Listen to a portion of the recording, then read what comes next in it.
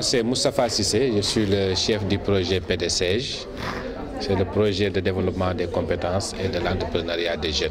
C'est un projet de l'État du Sénégal, sous tutelle du ministère de l'Emploi, de la formation professionnelle et de l'artisanat, sur un financement de la Banque africaine de développement pour 13 milliards de francs CFA.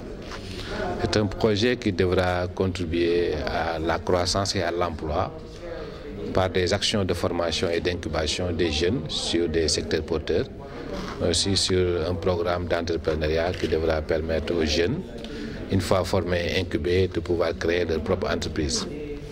Aujourd'hui, nous sommes ici avec les professionnels et les autres acteurs du secteur pour discuter sur les métiers prioritaires qui devront faire l'objet de formation. Vous savez, on parle souvent de l'inadéquation entre l'emploi et la formation. C'est une réalité.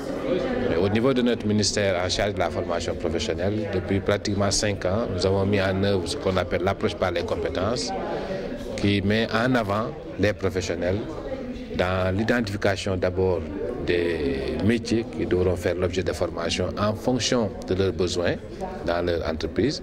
Mais aussi durant tout le processus d'ingénierie de la formation, les professionnels sont impliqués, associés dans l'élaboration des programmes de formation, dans l'organisation des examens et de la certification, mais aussi dans l'accompagnement à l'insertion.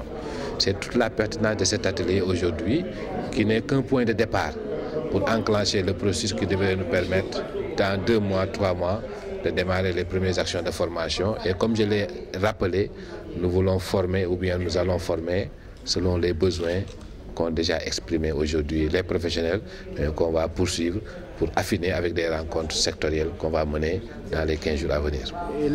Pratiquement 2 grandes cibles. La première, c'est les jeunes et les femmes. Pourquoi cette cible-là? C'est parce que nous avons prévu des actions de formation et d'incubation pour les jeunes dans les secteurs des hydrocarbures, pétrole et gaz, mais aussi dans les secteurs des énergies solaires, dans les secteurs des cuivres et peaux, mais aussi dans l'agrobusiness où on trouve aussi des femmes. Donc nous, notre première ambition, c'est le premier levier, c'est de renforcer les compétences des jeunes et des femmes en termes de formation technique, en termes de formation en entrepreneuriat. Et la seconde cible, c'est les petites et moyennes entreprises, parce qu'aujourd'hui, nous devons former pour que les jeunes puissent être employables, donc puissent être utilisés au niveau des entreprises en tant que main-d'œuvre qualifiée.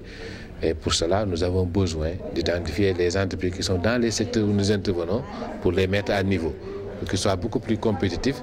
Et c'est en retour qu'ils pourront utiliser les produits qui seront issus de nos centres de formation. Donc pour nous, c'est important aussi de mettre à niveau ces entreprises. Et on a un dernier levier, c'est un instrument important, c'est la ligne de crédit.